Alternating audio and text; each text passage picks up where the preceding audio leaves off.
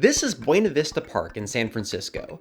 If you come in from the northwest corner, walk up the hill, and look along the sides of the path, you'll notice that the gutters are built out of gravestones. And that's because the city exhumed hundreds of thousands of corpses from San Francisco cemeteries in the early 20th century, so they had plenty of spare headstones to use as building materials. They did this in the process of moving the city's dead a few miles south to Colma, a town with about 1,600 living residents and over 1.5 million dead residents. You can see it from Highway 280 North whenever you drive into San Francisco. But why did the city move all their cemeteries? Sure, money played a part, but it also had to do with their understanding of disease and the changing culture of burial practices. So today, we're going to go on a field trip through San Francisco to see how the city has dealt with death. In the late 1700s, the Spanish missionaries had just forcibly converted the indigenous Ohlone people to Catholicism. If you grew up in California, you probably had to research one of these missions in 4th grade. If you didn't grow up here, just know that the missions became major population centers and eventually full-fledged cities when California became a state. San Francisco, Fremont, and my hometown of Santa Clara were all established as mission cities prior to 1800. And when someone died at one of these missions, they'd be buried in small courtyards on the premises. And that was pretty normal for your average American burial. At the start of the 19th century, there was no such thing as a cemetery. People were buried in little churchyards or public squares. Think of Old St. Patrick's Cathedral in New York City.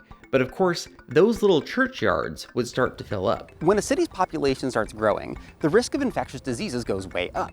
And in 19th century American cities, people packed into communities alongside other people and often animals. So in an era before vaccines and antibiotics, if someone in town got sick, an epidemic could come shortly afterwards. So more people meant more opportunities for infectious diseases. And with more disease comes more death. So it was only a matter of time before those little churchyards started filling up. And while finding the space for the bodies was one problem, all those bodies also started to stink. And back then, the most popular model of infectious disease, the miasma theory, said that disease spread through infected air. The odors associated with the decomposition process are actually harmless, but according to 19th century science, those smells were making people sick. Something had to be done. Cities would need to separate the dead from the cities of the living. But there was another problem. Burials in the United States were supposed to be permanent. This wasn't the norm in a lot of other cultures, but in America, your grave was your forever resting place.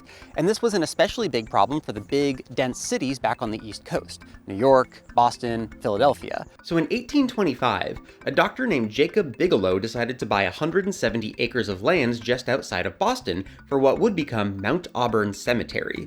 The designer modeled it after the lush gardens that were all the rage in England and France at the time. It had plenty of greenery, a gorgeous lake, and walking paths connecting the grounds. In contrast to the dense urban churchyards, this was the first rural cemetery, named after the Greek for sleeping chamber. Mount Auburn quickly became the model for the standard cemetery around America.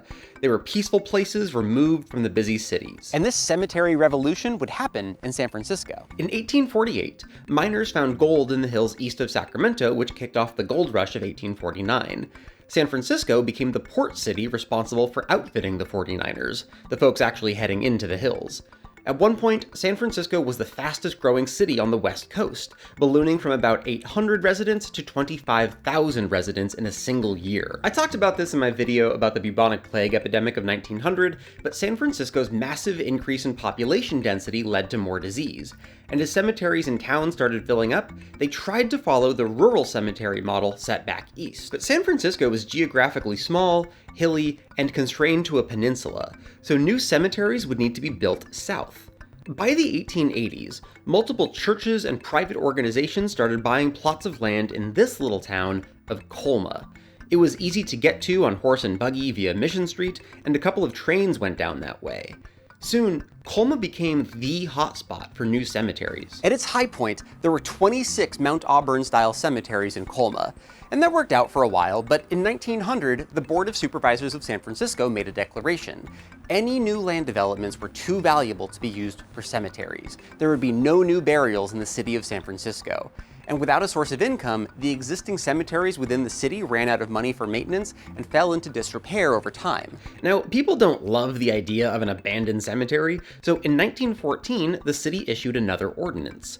If the groundskeepers weren't coming, then the graves had to go. The bodies would have to be dug up and moved, and that presented a logistical nightmare.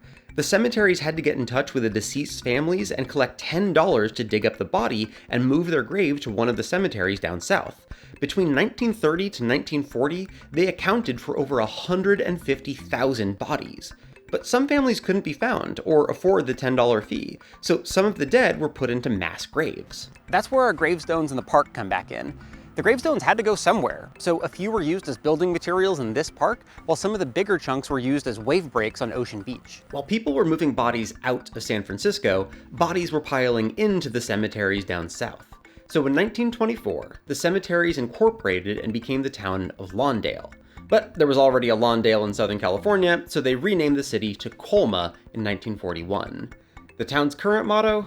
It's great to be alive in Colma. These days, there are only 2 cemeteries in San Francisco, the one at the original Mission and the military cemetery here in the Presidio. But Colma has become an interesting place in San Francisco culture. I have friends that see Colma as downright legendary. Their grandparents, family friends, and ages of San Franciscans before them are buried there, and they know that they're probably going to end up there someday.